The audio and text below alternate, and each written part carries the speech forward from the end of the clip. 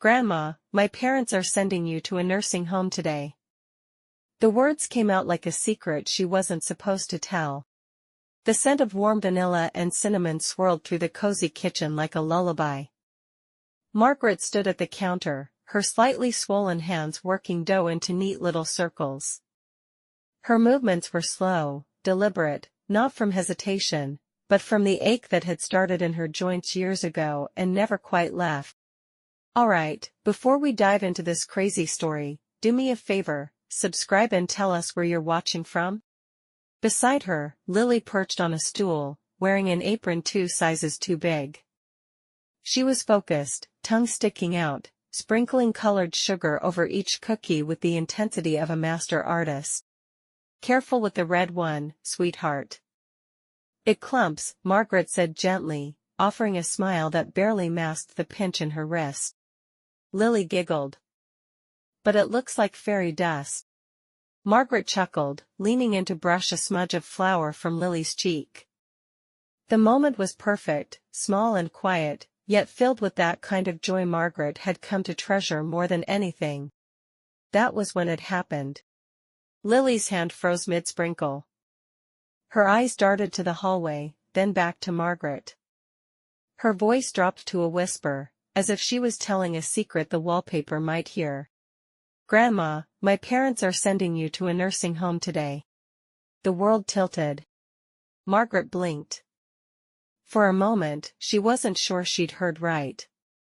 She stared at Lily, who bit her lip hard, the way she did when she thought she'd said something she shouldn't have. What did you say, love? Lily looked down at her hands. I heard Mommy say it on the phone. She said they're doing it today, and that you don't know yet. Margaret felt her knees weaken. She gripped the edge of the counter, fingers pressing into the cold laminate. The warmth of the oven behind her, the cookies, the fairy dust sugar, all of it faded. Today, she managed to ask, her voice barely above a breath. Lily nodded, still looking at her hands. I'm not supposed to know. Or tell. The kitchen clock ticked louder now, impossibly loud. Margaret fought to keep her face calm, for Lily's sake. Her heart was pounding so hard she thought the child might hear it. Her first instinct was to cry. Her second was to scream. But all she did was kneel, slowly, wincing as her knees protested, and hold her granddaughter's hand. Thank you for telling me, sweetheart, she whispered, brushing Lily's hair from her face. That was very brave. Lily's eyes welled with tears. Are you mad? No, darling. Not at you. Margaret swallowed the lump forming in her throat. Never at you. Lily leaned forward and wrapped her arms around Margaret's neck. For a moment, everything else, the betrayal, the disbelief, the fear, fell away in that tight, desperate hug. But when Margaret stood again, her body felt heavier. She moved to the sink and turned on the faucet, pretending to rinse a mixing bowl. Her mind was elsewhere. They're sending me away. She thought about the stairs she struggled with sometimes. The pills she forgot occasionally. The day she left the kettle boiling too long. She had laughed it off. David hadn't. He started calling more often. Visiting more frequently. Karen came too, always with a clipboard in her hand, bills, doctors, options. They'd been planning this. Not with her, around her. And now, her only warning had come from an 8-year-old. She blinked away tears, turned off the faucet, and glanced at the oven. The cookies were starting to brown at the edges. The air smelled sweet, but her mouth had gone dry. Lily's voice pulled her back. Grandma, are they taking you far away? Margaret turned, forcing a smile that cracked at the corners. No, honey. Not if I can help it. Then. Click. The front door. Margaret's stomach dropped. Lily straightened. Daddy's home. Footsteps approached down the hall, keys jingling, casual conversation trailing behind, a voice too cheerful for this moment. Margaret wiped her hands on her apron and turned toward the doorway. Her face was calm. Her heart was a storm. Her son walked in smiling like everything was normal, but his eyes betrayed him. David's voice carried into the kitchen before he did. Light, upbeat, too upbeat. Smells amazing in here. Are those your famous sugar cookies, Mom? Margaret turned slowly, drying her hands on her apron. She held her expression in place like a mask, the kind you wear when your world is shifting under your feet. David stepped in, tall and slightly out of breath, still in his office attire, blue button-up, sleeves rolled, khakis creased, wedding ring glinting in the kitchen light. His phone was still in his hand, always was. He gave Lily a quick kiss on the head and ruffled her hair. Hey, Peanut. Hi, Daddy, Lily said softly, then looked at Margaret and dropped her gaze. David didn't seem to notice. Or maybe he didn't want to. He grabbed a cookie off the cooling rack like he had every visit for the last decade. Bit into it. Chewed. Smiled. Perfect as always. Margaret didn't reply. Mom? She nodded slightly, forcing a smile. Glad you like them. David gave her a curious look. You okay? Margaret studied him now. Every line on his face. The faint crow's feet. The twitch in his jaw when he was holding something back. He looked like the little boy she raised, the same eyes, but now they dodged hers. I'm fine, she said. Just tired. You've been pushing yourself too hard, he said quickly. Too quickly. You need to take it easy. Let people take care of you for a change. There it was. The opening move. Margaret stepped to the sink, started rinsing a bowl just to give her hands something to do. Her fingers trembled under the water. You work too hard too, David, she said, tone even. And yet I don't recall anyone offering to put you in a home. He paused mid-chew. Whoa, he said, chuckling nervously. Where did that come from? Margaret turned off the tap, dried her hands slowly, and looked directly at him. His smile flickered. I just mean, she said, that some decisions, when made without the person they affect, tend to sting a little. Especially when whispered about. David's face went pale. The silence that followed was louder than any scream. Lily had quietly slid off her stool and gone to the living room. She knew, somehow, that this was no longer a conversation for her. David finally spoke. Did Karen say something? Margaret tilted her head. No. Lily did. His eyes widened. He exhaled slowly and turned away, running a hand down his face. We were going to talk to you about it tonight. She folded her arms. Were you? Before or after the transport van arrived? He turned back to her, guilt and defensiveness fighting for dominance on his face. It's not what you think. We're worried. You've been forgetting things, Mom. The stairs are a hazard. You left the stove on last week. I turned it off, she snapped. And I've been managing just fine, thank you. David's jaw clenched. This isn't an ambush. It's a plan, a safety plan. For whom? She asked. You? Karen? Or Lily? He didn't answer. That's what this is about, isn't it? You think I'm a danger to her. That I'll confuse her. Embarrass her. Become inconvenient. It's not like that. Then tell me what it's like. He opened his mouth, and closed it again. I'll tell you what it's like, she said quietly. It's betrayal.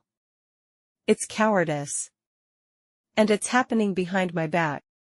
They stood in silence for a moment. Margaret's shoulders trembled, but her voice didn't. I see now, she said.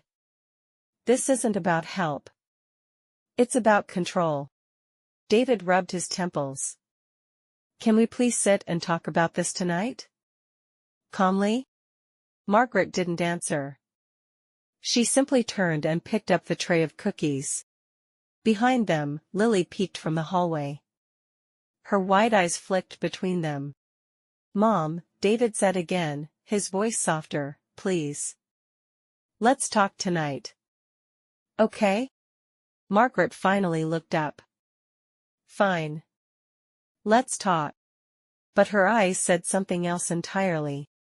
If the truth wasn't for her, she'd steal it. The evening settled around the house like a heavy curtain, quiet, but far from peaceful. Margaret moved with practiced calm, setting the dinner table with careful hands. Roast chicken. Steamed green beans. Mashed potatoes with too much butter, David's favorite, once. Not that it mattered now. Her mind wasn't in the kitchen. It was behind the walls. She kept her ears open while the silverware clinked. David and Karen hadn't come down yet. They were upstairs, whispering. Doors closing. Footsteps pacing. The sounds of strategy. Lily was drawing at the far end of the table, her crayons scattered across a placemat. She looked up now and then with sad, searching eyes, like she wanted to speak but didn't know how. Margaret offered her a smile, soft, but strained. Why don't you go pick out a story for after dinner, sweetheart? Lily hesitated, then nodded and left, crayon in hand. Margaret waited a beat. Then another. The moment the girl's footsteps padded upstairs, she moved toward the hallway. Her knees ached as she climbed, every step a reminder of what they were using to justify this decision. But she kept going, one hand on the railing, one ear tuned to the voices ahead. She reached the landing and stopped outside the guest room. The door was open a crack. She's slipping, David. You know it, Karen's voice was sharp but quiet. She's still capable, David replied, less certain. Karen lowered her voice. Lily heard her talking to the wall yesterday. She was telling the fridge she missed Grandpa. Margaret flinched. That wasn't quite true. She had been talking. Not to the fridge, to the photograph on it. The one of her and Thomas, from the day Lily was born. But context never survived translation in whispers. Karen continued, this place we found, Ravenwood, it's clean, safe, quiet. They have a locked memory floor just in case. She doesn't need a locked floor, David muttered. Yet, Karen emphasized. David, we can't wait for something serious to happen. There was a pause. Margaret leaned in, her heart pounding. I put down the deposit this morning, Karen added, voice cool. They're coming at 5 tomorrow. 5. Tomorrow. Margaret's breath caught in her throat. She backed away quietly, knees nearly buckling. She clutched the hallway wall to steady herself. They weren't even going to tell her tonight. This wasn't a conversation. It was a done deal. She moved back downstairs in a daze. The sounds of plates clinking in the kitchen, Lily's quiet humming in the living room, it all felt distant. Her chest was tight. Her pulse wouldn't slow. They were taking her away from everything. From this house. From her garden. From Lily. From the life she had fought so hard to keep intact after Thomas died. And they weren't even going to let her say no. She made it to the bottom step and leaned against the banister, trying to calm her breathing. Then she heard Karen's voice again, lower now, closer. We'll just keep her comfortable tonight. No need to cause drama. Let her have her cookies. Say goodbye to Lily in her own way. Margaret closed her eyes. Cookies. Her goodbye was already planned for her. She walked to the kitchen, heart numb, and sat beside Lily. The girl looked up and handed her a drawing, a picture of them holding hands in front of a house with big windows and yellow flowers. "This is us," Lily said softly. "I made the house look like yours so you don't forget it when you go." Margaret blinked fast, a tear slipping down her cheek before she could stop it. She kissed Lily's forehead and whispered, "You are the only home I care about, my sweet girl." If this was her last day, she wanted Lily to remember her as strong. The house was too quiet after dinner. David and Karen retreated upstairs early. "We've got emails," Karen had said, kissing Lily's forehead like nothing was wrong. David hadn't met Margaret's eyes once. Now, the dishes sat in the sink untouched, the dim overhead lights casting long shadows on the walls. The hum of the refrigerator, the soft creak of old floorboards, and Lily's quiet giggle as she played alone in the living room, that was all Margaret could hear. She watched from the archway, arms crossed, aching all over, but mostly in her chest. Lily was lying on her stomach, coloring. Her little socks were mismatched. One pink, one yellow. Her hair had fallen out of its ponytail and formed soft curls around her neck. There was a moment, just for a second, where Margaret saw herself in that child's quiet focus. She stepped into the room and sat beside her. Lily looked up and smiled. "Wanna color with me?" Margaret nodded and lowered herself to the floor slowly, her knees stiff and protesting. "You pick the page," she said.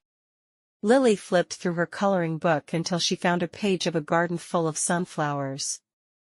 "It looks like your backyard," she said, handing Margaret a yellow crayon. Margaret smiled gently and took it. They colored in silence for a while, soft, meditative strokes of yellow and green and sky blue. Margaret's hand trembled a little as she colored a flower, and Lily noticed. "Your hand's doing the shaky thing again," she said quietly. Margaret paused. "I know. Does it hurt?" "Sometimes." "Is that why you have to go away?" Margaret inhaled slowly, then set the crayon down. She looked at Lily carefully, wanting to speak in truth but not in fear. "I have to go away because grown-ups sometimes make choices they think are right," she said gently, "even if they're wrong." Lily blinked. "But you don't want to go." "No, sweetheart," Margaret said, her voice catching. "I don't." Lily reached out and took her hand. "I don't want you to go either." The words cracked Margaret open. She leaned forward and hugged Lily tightly, tighter than usual, tighter than she probably should have. "You listen to me, okay? No matter what they say. I'm not leaving you. I might not be here tomorrow, but I'm not gone. I'm never gone from you." Lily buried her face into Margaret's neck. "But how will I find you if you're not here?" Margaret pulled back just enough to look her in the eyes.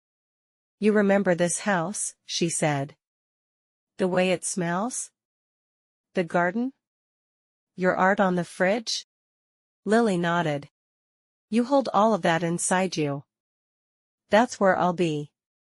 You'll always find me there." The child stared at her, eyes glossy with unshed tears. Then she reached into her coloring box, pulled out her favorite purple crayon, and scribbled something quickly on a blank piece of paper. She handed it to Margaret. It was a drawing of the two of them, holding hands in a big, yellow field with a heart floating above them. At the top, in clumsy block letters, "I love you forever, Grandma." Margaret took it like it was made of gold. She folded it carefully and tucked it into the inside pocket of her cardigan. Her hands lingered there for a moment. Holding on to something. Anchoring herself. If they were taking her away tomorrow, she thought, then tonight had to matter. She helped Lily get ready for bed, brushing her hair slowly, humming lullabies that Thomas used to sing. She read The Velveteen Rabbit aloud until Lily's breathing softened, deepened. And when she was sure the little girl had drifted off, she leaned in close and whispered, "I promised I'd always find my way back to you. That's a promise I intend to keep." She kissed Lily's forehead one last time, not like it was the end, but like it was a thread. A tether. A vow. Then she left the room, pulled the door nearly closed, and leaned her head against it in the hallway. The clock downstairs struck 9. Tomorrow at 5, they'd come for her.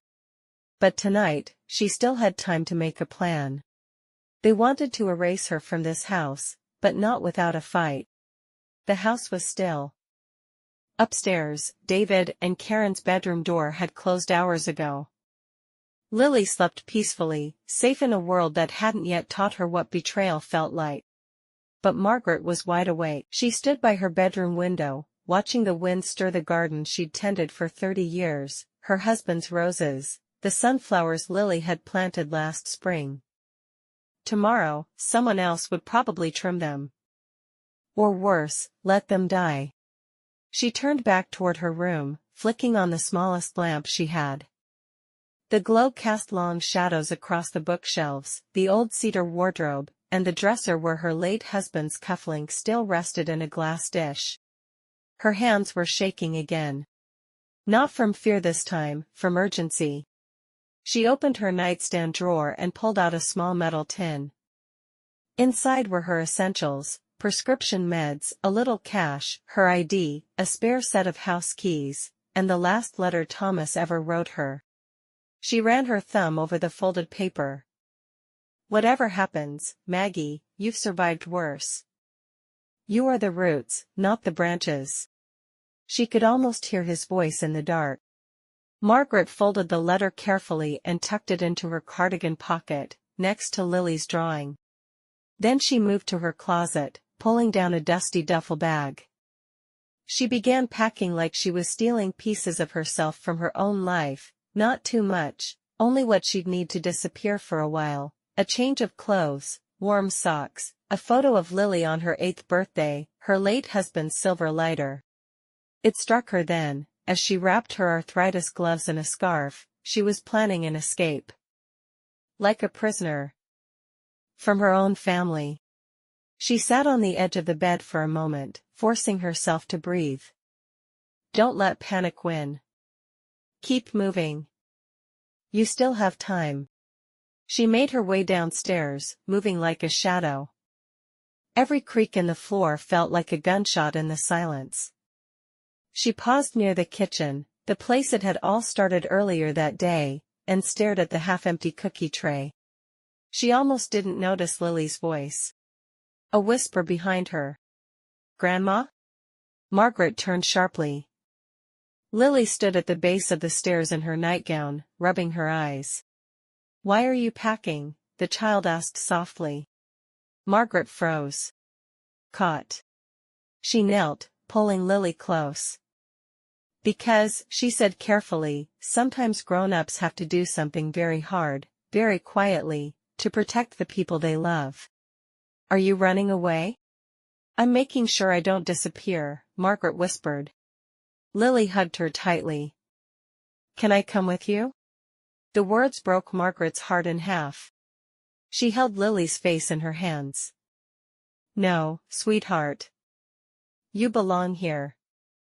But I need you to keep something very safe for me, okay? She pulled out a small note from her pocket and scribbled an address, a friend's cabin 2 towns over.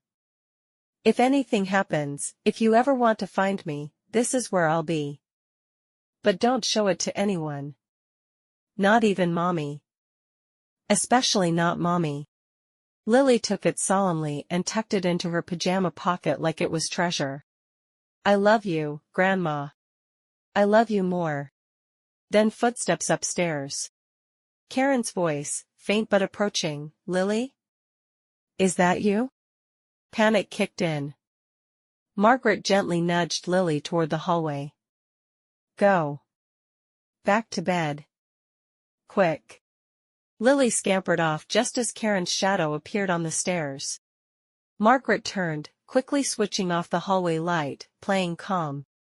Karen looked down at her with tired, suspicious eyes. You're still up? Couldn't sleep, Margaret replied. Old bones. Karen nodded slowly, unconvinced. Well, try. Big day tomorrow. She turned and disappeared upstairs again. Margaret waited in the dark, barely breathing, until the bedroom door clicked shut again. Then she slipped her duffel bag behind the coat rack near the back door, checked the lock quietly, and tiptoed back to her room. Tomorrow at 5, they'd be ready. But so would she. Karen's voice was sugar, but her words were poison. The morning arrived too quickly. Gray light filtered through Margaret's curtains as she dressed in silence. She wore her best cardigan, the navy one with the silver buttons, and pinned on the brooch Thomas had given her their first Christmas. If they were going to erase her from her life, she was damn well going to leave dressed like it mattered. The duffel bag was already by the back door. Her plan was simple: wait until David took Lily to school.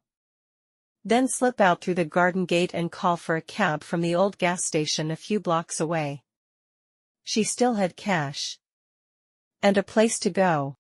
She crept downstairs like a ghost. The house was quiet. Lily was upstairs brushing her teeth, humming to herself. David was finishing coffee in the front room. Now. It had to be now.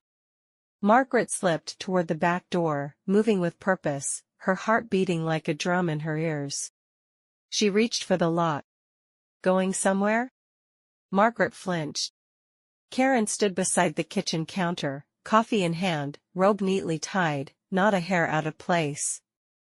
She had been waiting. Watching.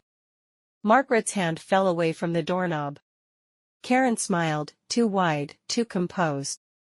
You know, she said, for someone who says she's not declining, you're getting awfully sneaky. Margaret stared at her. And for someone who married into this family, you sure act like you own it. The smile didn't waver. I take care of what's falling apart. Margaret's chest burned. Is that what you think I am? A broken thing? Karen sipped her coffee. I think you're tired. And stubborn. And it's clouding your judgment. I cooked for this house when you were still sneaking out to frat parties in heels you couldn't walk in, Margaret said coldly. Don't you dare diagnose me with anything. Karen set her cup down gently. You nearly left the stove on 3 times this month. One time, Margaret snapped. And I caught it myself. You forgot Lily at the bus stop. I was 10 minutes late. I was in the garden. You forgot her birthday. Margaret blinked. No, I didn't. Karen leaned in. You baked the cake a day early. The words hit harder than they should have. Not because it was catastrophic. But because it was true. Margaret said nothing. Karen's voice softened, the most dangerous tone of all. This isn't punishment. It's protection. Whose protection? Margaret shot back. Mine, or yours? Karen didn't answer. Margaret's hands curled into fists at her sides. You may fool David with your soft voice and spreadsheets, but I see you, Karen. You're not afraid for me. You're afraid of me. Afraid of what I know. Of what I see in this house. And maybe, she stepped closer, afraid that Lily loves me more than she trusts you. Karen's jaw clenched, the first crack in the porcelain. Margaret leaned even closer, whispering, and that's because she knows what love really feels like. I raised that boy you married. I know what truth sounds like in his voice. And it hasn't been in there for a long time. Karen exhaled slowly, picking up her cup again. Be ready by 5. Margaret didn't move. Karen turned her back. Or I'll have them take you in your nightgown. The words lingered like smoke. Margaret stood there long after Karen left the kitchen, her fingers trembling against the duffel strap. 5 o'clock was no longer a deadline. It was war. Karen's voice was sugar, but her words were poison. Every mile away from home felt like a betrayal signed by her own blood. The backseat window fogged with Lily's palm print as she pressed against the glass, her tiny face a portrait of heartbreak. Margaret watched her granddaughter through tear-stung eyes, waving back with a trembling hand while her heart shattered silently. As David pulled away from the curb, the sound of gravel under the tires felt like a final, cruel punctuation. Inside the car, silence sat heavier than their luggage. David gripped the steering wheel too tightly, his knuckles white. He avoided Margaret's eyes, focused instead on the rain-spattered windshield. She noticed the way his jaw flexed, a sign he was trying to swallow words he didn't want to say aloud. Margaret, though, had no intention of letting him off that easy. "So," she said, her voice low but steady, "you've made up your mind." David didn't look at her. "It's what's best." "For who?" "For everyone." Margaret turned her face to the window, hiding the sting of that reply. The landscape blurred, the houses they used to pass on Sunday walks, the diner where she once met Lily after school. Every landmark they left behind scraped at her heart like nails on glass. "You know I'm still capable," she said. "I forget things, sure. But I'm not gone, David. I still remember your birthdays. I remember your first heartbreak. I remember." "Please, don't," he cut in, almost pleading. "You're making this harder. It should be hard." He exhaled harshly, and for a moment, the car filled with nothing but the wiper squeaking back and forth. "I'm doing this because I love you," David finally said, quieter now. "You nearly burned the house down last week." "It was one pan," she snapped. "One pan, and I handled it." He glanced at her then, really looked, and in that second, Margaret saw a flicker of the little boy he used to be. Scared. Tired. Conflicted. But the flicker was gone as quickly as it came, replaced with stoic resignation. Margaret's voice softened. "Don't you dare use Lily as an excuse. This isn't about protecting her. It's about pushing me away so you can live easier. I'm a single dad, Mom. I'm drowning. So you're throwing me overboard?" David didn't respond. The rest of the ride stretched out like a punishment. Margaret pressed her palm to her chest as if to hold in the ache, trying to will herself not to cry. She couldn't bear to let David see her broken. But inside, a storm was building. She wasn't done. Not by a long shot. She looked ahead, her reflection faintly visible in the side mirror, older, thinner, tired, but her eyes still held fire. "I'll find a way back," she whispered to herself. "For Lily's sake. I swear it." As they turned off the highway, a metal sign appeared, Ravenwood Memory Care Facility, Private Wing. The words sounded clean. Clinical. But as the gates creaked open and the building came into view, Margaret's stomach twisted. This wasn't the comforting haven David had described. The facade was gray, oppressive, more asylum than care home. Narrow windows. Barred balconies. A tall fence that looked more like security than protection. Even the grass seemed muted, like color had been drained from the earth itself. David pulled into a parking space and killed the engine. He didn't move. Margaret stared at the building. Her pulse pounded in her ears. "You said it would be temporary," she murmured. "You said it wouldn't feel like punishment." David still wouldn't meet her eyes. It looked like a retirement home, but it smelled like captivity. The van slowed to a stop in front of a sprawling, gray-bricked building. Its front sign read Ravenwood Senior Living in polished brass letters, but nothing about it felt alive. No laughter. No windows open to fresh air. No flowers blooming in the planters. Just symmetry. Quiet. And something off in the silence. The driver hopped out and opened Margaret's door. "We're here, Ms. Wilson." She stepped down slowly, her knees aching from the ride. The air smelled faintly of bleach and something artificial, like lemon trying to cover something darker. A woman in a white uniform was already waiting on the sidewalk. "Nurse Paula," she introduced herself, extending a hand. "Welcome to Ravenwood." Her handshake was firm. Too firm. Her smile never touched her eyes. Margaret nodded politely. The inside was worse. Polished floors. Fluorescent lighting. The buzz of quiet machinery. And silence, the kind that didn't come from peace, but suppression.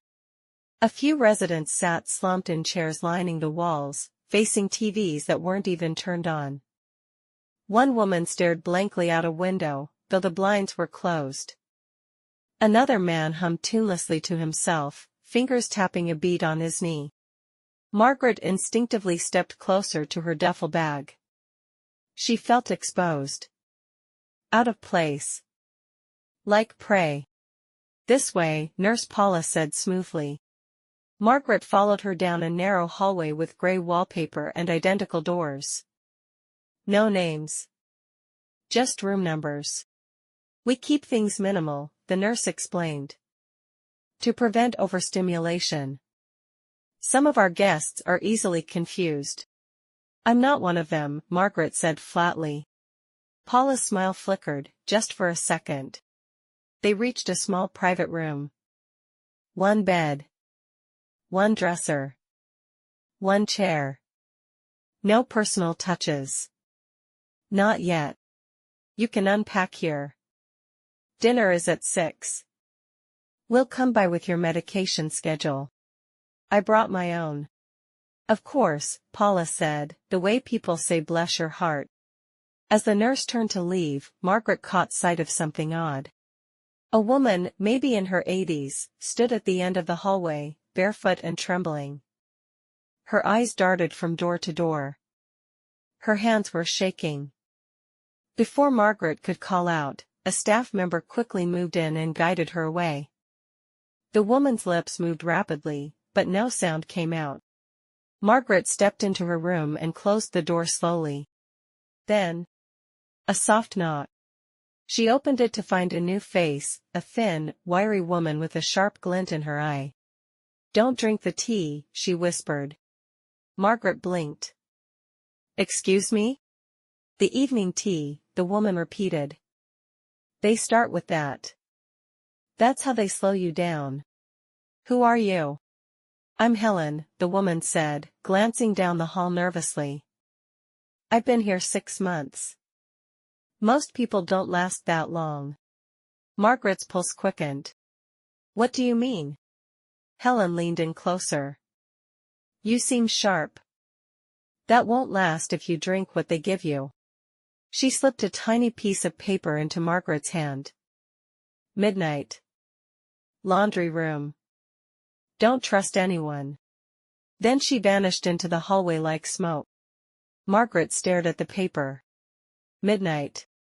Her instinct screamed that she was in a place no one left unchanged. She stepped back into her room, locked the door, and sat on the edge of the bed. She had only been at Ravenwood 10 minutes. And she was already planning how to survive it. Sometimes, the people society discards are the only ones telling the truth. Margaret's dinner tray sat untouched on the dresser. Stewed carrots. Bland chicken. And that infamous cup of herbal tea, lukewarm and suspiciously fragrant. She hadn't touched it. Instead, she sat at the edge of her bed, staring at the old landline phone on the bedside table. 10 minutes ago, it had rung once, just once, and when she picked up, she heard the voice that broke her heart all over again. "Grandma?" It was Lily. Her voice was hushed, like she was calling from under her blanket. "Baby," Margaret whispered, "how did you?" "Daddy's asleep. Mommy was on the phone. I used her cell to call the number from the paper you gave me." "Smart girl. Just like her." "I miss you so much," Lily continued, her voice cracking. "I asked Mommy when you're coming home and she said you're not." Margaret closed her eyes, pressing her hand to her chest. I don't want you to be alone, Lily said. I don't want you to forget me.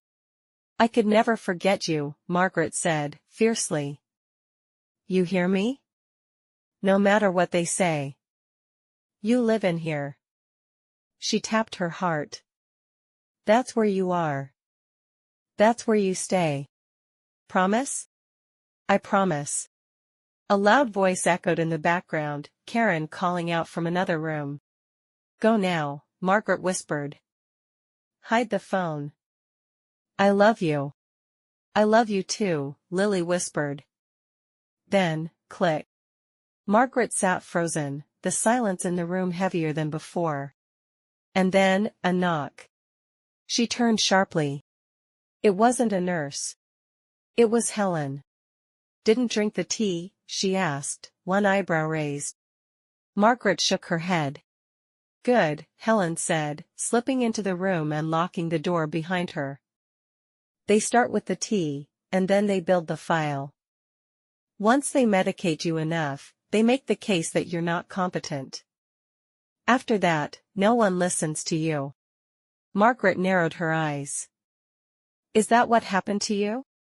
Helen pulled a faded photograph from her cardigan pocket. My daughter signed the consent forms. She said I was wandering. I was gardening. She got paid for placing me here. Margaret stared. They pay families? Helen nodded grimly. Placement incentives. Quiet ones. Under the table. Ravenwood gets funding per head. It's a business, not a sanctuary. Margaret's jaw clenched. And they can just drug us until we become whatever version of ourselves suits their paperwork? Helen smirked. Exactly. They sat in silence for a moment, the air thick with shared fury. Then Margaret spoke. Why are you helping me? Helen stood and moved toward the door. Because most people in here have already given up. But you? You still have something to fight for. Margaret looked down at Lily's drawing in her hand. Helen pointed to the clock. Laundry room. Midnight. I'll show you how deep this place goes. And then she was gone again, a ghost in her own story. Margaret sat still for a long time. Everything felt sharper now. The silence more strategic. The smiles more rehearsed.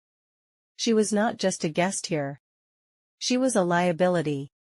And that meant she had to move quickly, before they made her forget who she was. The laundry room smelled of bleach and secrets. The hallway was darker than it had any right to be.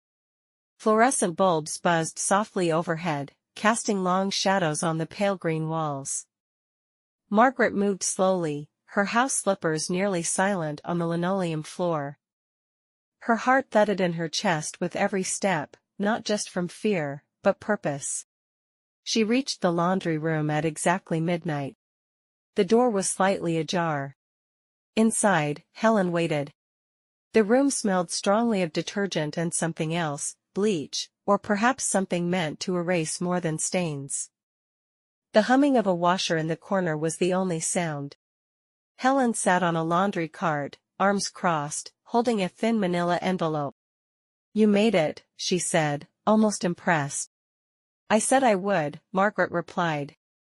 Helen handed her the envelope without ceremony. Margaret opened it with shaking fingers. Inside were copies of documents. Transaction receipts. Emails. A check. From Ravenwood Holdings. To David Carter. Placement compensation, Helen said. They call it a transition subsidy. Most families don't ask questions when they're struggling. You were convenient. Margaret stared at the amount. $17,500. Her breath caught in her throat. My son, she whispered. Helen shook her head. He sold your independence. Margaret's hands trembled as she pulled out a printed email. Subject line, Finalizing bed 207, Margaret Wilson. Dated 2 weeks ago. 2 weeks. He'd known all this time. Even smiled in her kitchen. Held her hand. Liar. She lowered the envelope, her face hardening. Why are you still here? She asked Helen. The older woman smiled sadly. Because no one's waiting for me outside. I've been fighting the long game. Watching. Gathering. But you? You still have something they can't touch. A child who loves you. Margaret gripped the envelope tighter. They'll try to medicate you, Helen warned. Build a case. Make you doubt yourself. They already have, Margaret said, her voice low. But I'm done doubting. She paced the room, thoughts racing. They think I'll fold, she said. That I'll go quietly. Helen nodded. Most do. Margaret turned, a fire lit behind her eyes. Then it's time they met someone who doesn't. There was a noise outside the door, a soft creak. Both women froze. Helen snatched the envelope and slipped it back into the laundry cart. Margaret grabbed a towel and pretended to fold. The door swung open. It was Nurse Paula. Her eyes swept the room with practiced coldness. Can't sleep, ladies? Old bones, early mornings, Helen said breezily. Just folding towels, Margaret added, managing a smile. Paula's gaze lingered for a moment too long. Curfew's not just for patients who wander, she said. Let's not make this a habit. Then she was gone. Helen waited until the footsteps faded. She knows something's up. Let her, Margaret said. Let all of them know. Helen looked at her, surprised. You're not afraid anymore? Oh, I'm terrified, Margaret replied. But I'm also angry. And that's more useful. She turned to the dryer and pulled out a warm towel. Folded it neatly. Deliberately. One step at a time. Every secret comes with a cost. The next morning, the sun didn't rise, not in any meaningful way. It was buried behind gray clouds, the light in her room sterile and flat. Margaret sat on the edge of her bed, hair pinned back, shoes already on. She hadn't slept. The envelope from the night before, the proof, was gone. Hidden in the lining of her pillow for now. Her mind buzzed. Not just with betrayal, but with strategy. She had to call someone. A lawyer. A journalist. Anyone.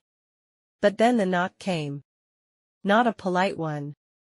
3 sharp raps. Before Margaret could stand, the door opened. Nurse Paula entered, flanked by 2 aides. Their expressions were blank. Professionally detached. We need to speak with you, Paula said, all sweetness with a steel spine beneath. I'm listening, Margaret replied, voice calm but clipped. Paula stepped inside and gestured for the aides to remain by the door. You were found in a restricted area last night. The laundry room? Margaret arched a brow. Didn't realize washing clothes was now criminal. Rules are in place for your safety, Paula replied, the corners of her mouth twitching. We've had incidents. Falls. Confusion. I've managed a household for 60 years. I can fold a towel without supervision. There's concern, Paula continued, now pulling a tablet from her clipboard. From staff. From your son. From your chart. Margaret froze. My chart? You were agitated at intake. Uncooperative with medication. You displayed signs of paranoia. Withholding meals. I didn't eat because your food tastes like boiled cardboard. Refusing medication is documented as noncompliance. Margaret stood now, her posture rigid. I know what this is. You're building a case. Paula's face didn't change. You're making it for us. Margaret felt the air thin. Behind Paula, one of the aides slowly stepped forward.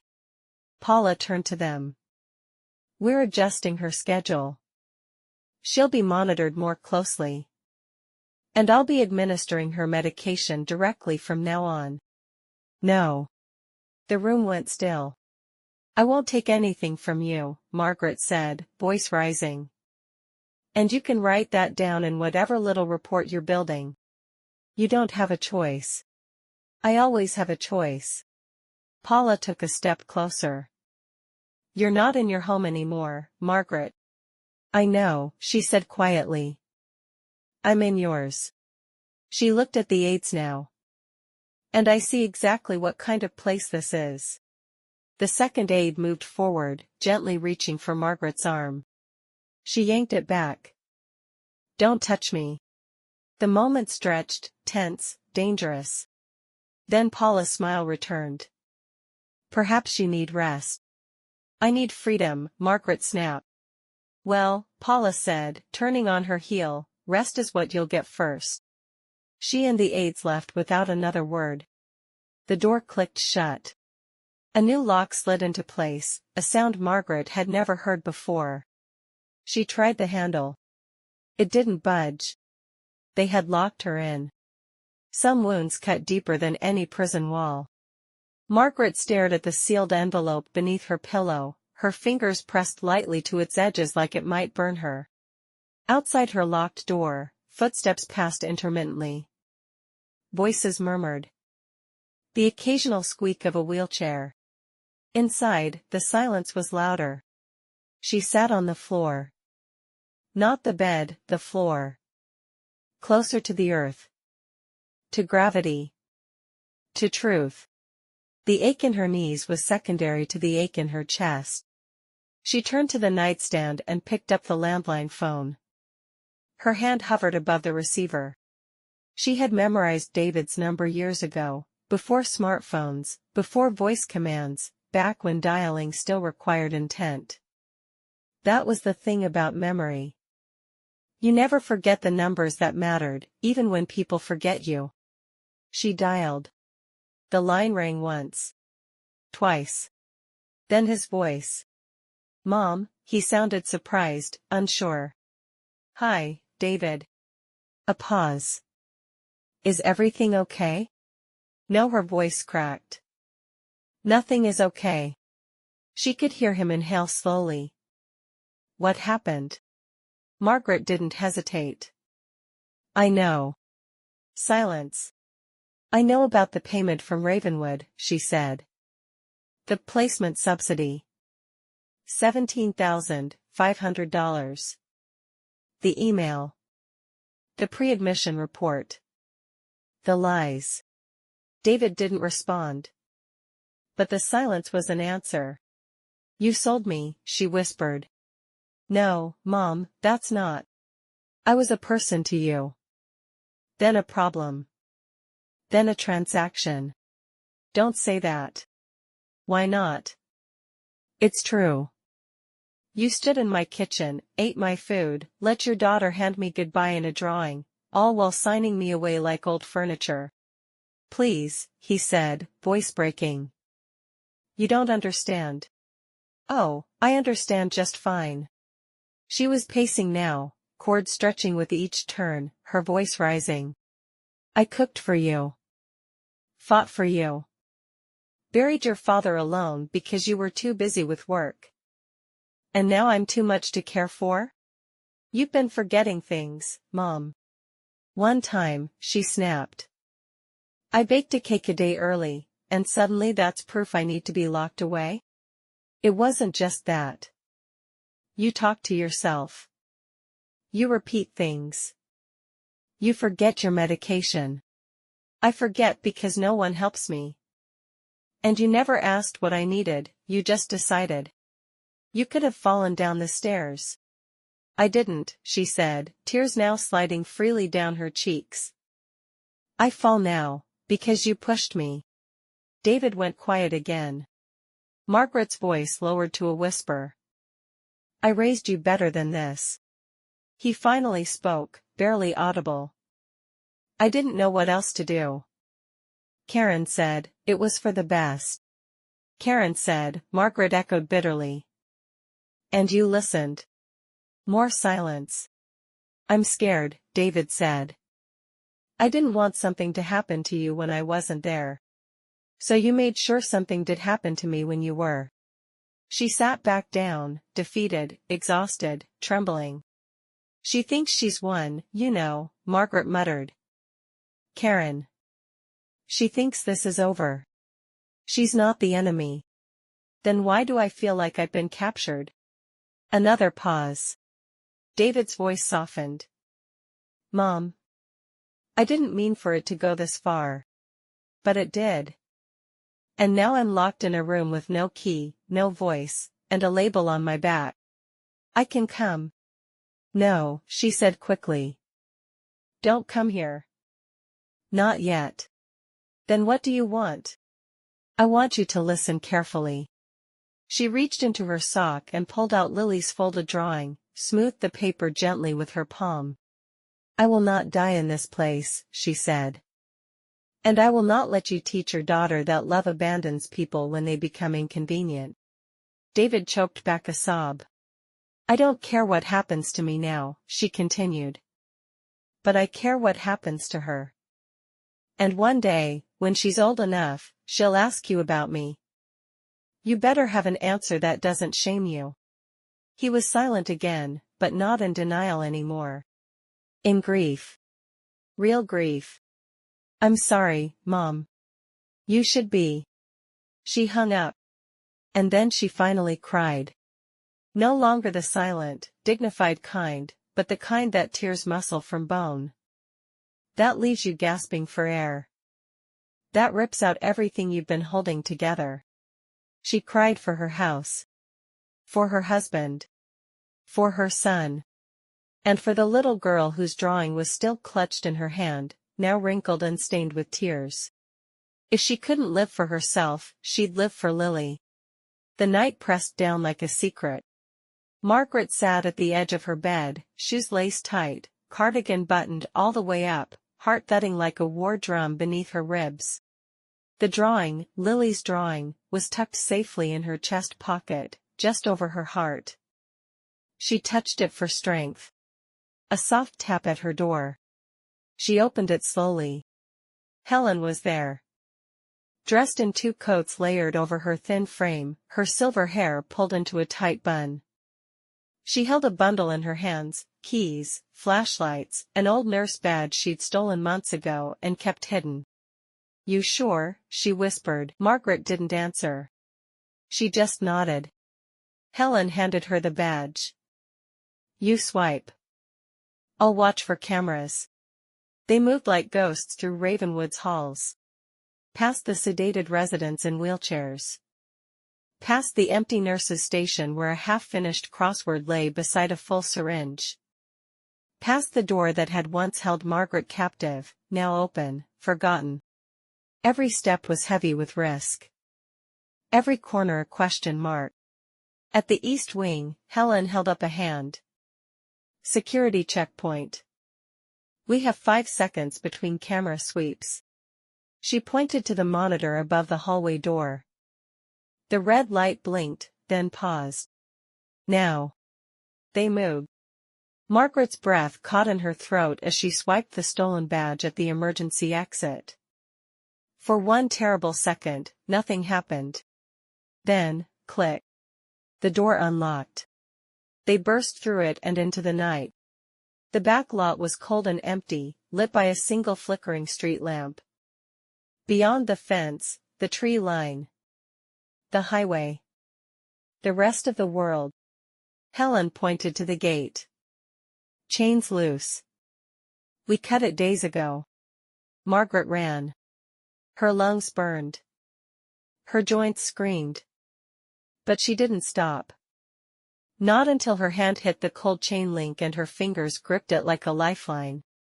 Helen was behind her, panting, pulling back the loop of chain. Then. Alarms. Red lights flashed across the back lot.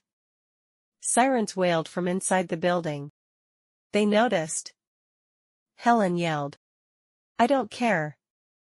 Margaret shouted back. She pushed through the gate, stumbled, then found her footing again. They were on the outside now. Free. But only for a moment. Behind them, floodlights lit up the lot. Voices shouted. Doors slammed. Run.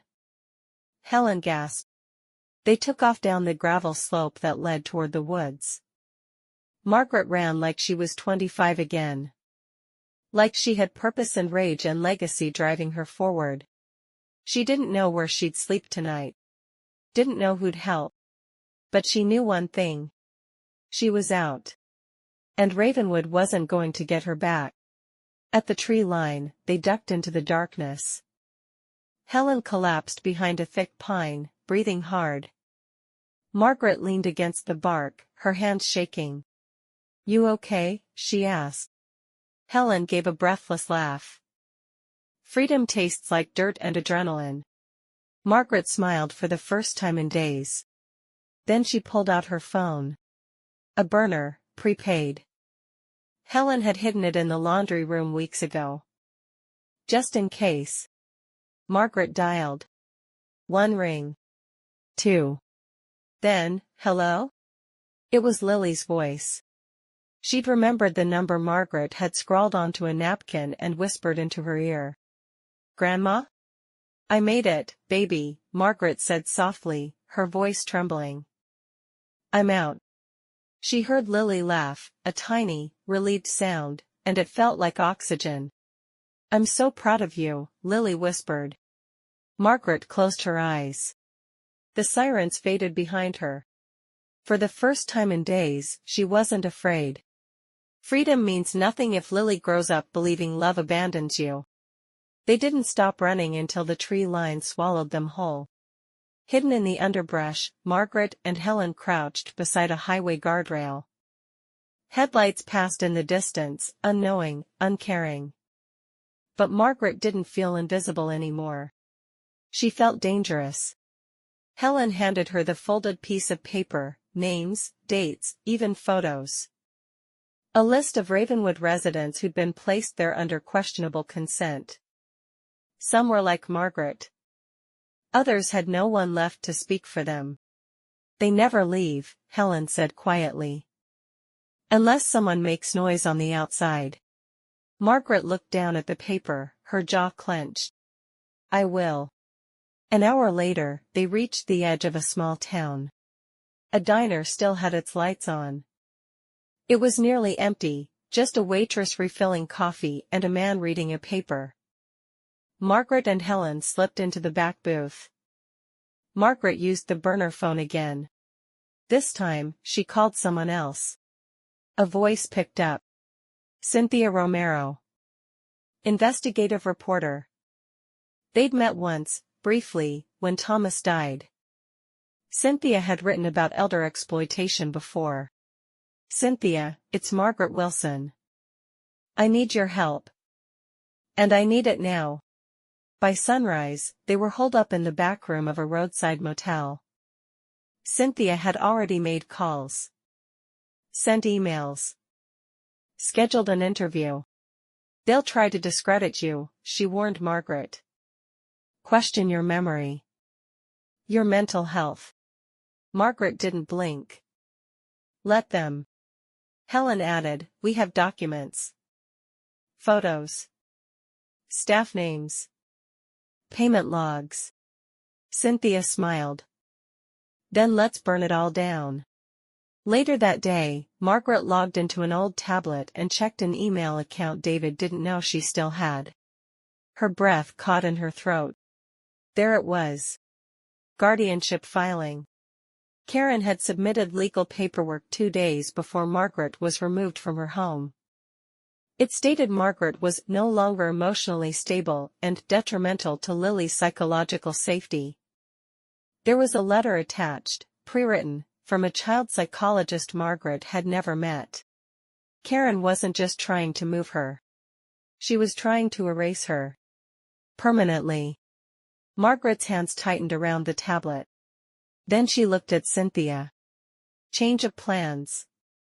"We're not just exposing Ravenwood," she said. "We're going after my son's house too." The interview went live that evening. Margaret didn't hold back. She told the world everything: the forced placement, the drugging, the payment David accepted, and Karen's plan to cut her off from her only grandchild. Helen spoke too, naming names, showing records. Cynthia's article went viral within hours. Trapped inside Ravenwood, one grandmother's escape and the secret industry of elder abandonment. Phone calls came. A lawyer offered pro bono services.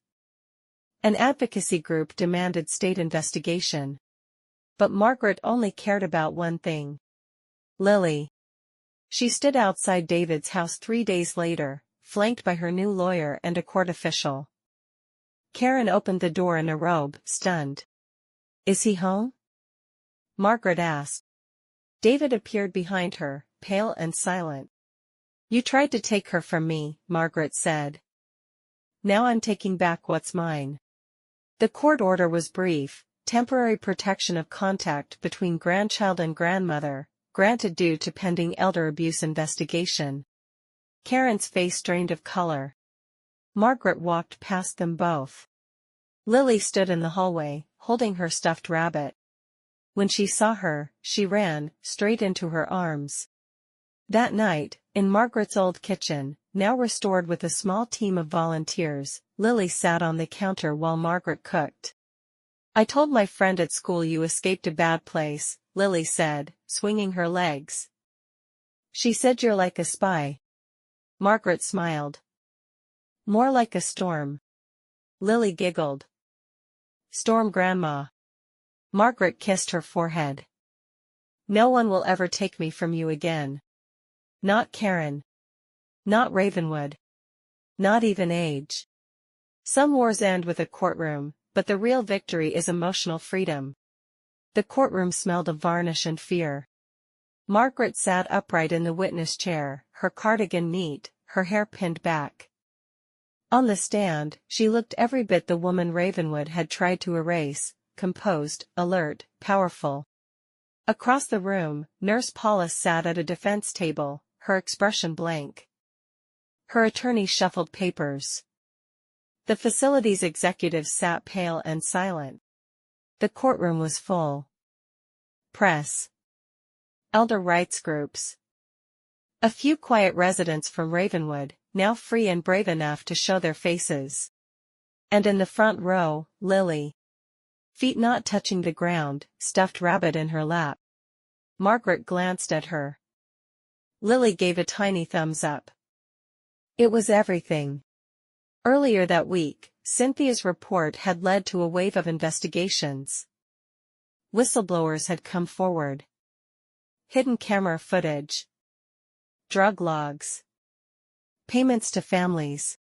But none of that hit harder than Margaret's story: one woman, abandoned by her family, fighting back for the right to be seen, to be loved, to matter. She told the judge everything, in measured words, with quiet steel. "I'm not confused," she said. "I'm not delusional. I'm not a burden.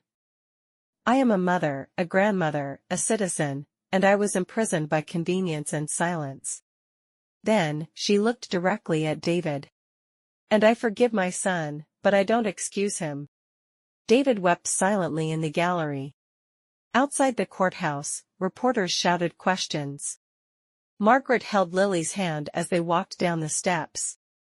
"What now, Ms. Wilson?" someone called. "What happens next?" Margaret smiled. "I go home." Her home smelled like cinnamon again. A group of neighbors had helped restore what Karen and David had tried to dismantle. A local advocacy nonprofit even covered her bills for 6 months, the least they could do for the woman who sparked a movement. In the kitchen, Lily was decorating cookies again. Margaret watched her from the doorway, arms crossed, heart full. No longer afraid. No longer shrinking. She walked over, kissed Lily's head, and picked up a cookie of her own. "Still your recipe," Lily said proudly. "But I added extra red sugar." Margaret grinned. Looks like fairy dust. Later, as they cleaned up, Lily asked, "Are you ever going to leave me again?" Margaret crouched to her level. "Never," she said. "And if someone ever tries, you fight. You raise your voice. You tell them your grandma taught you better." Lily nodded solemnly. They hugged, longer than necessary, but just right. That night, Margaret stood alone in her garden. The wind carried the scent of the sunflowers she'd replanted. Her husband's roses were in bloom again. She looked up at the stars and whispered, "I kept my promise." Margaret returned to the kitchen, taped Lily's drawing back onto the fridge, and whispered, "I promised I'd find my way back to you." And I did.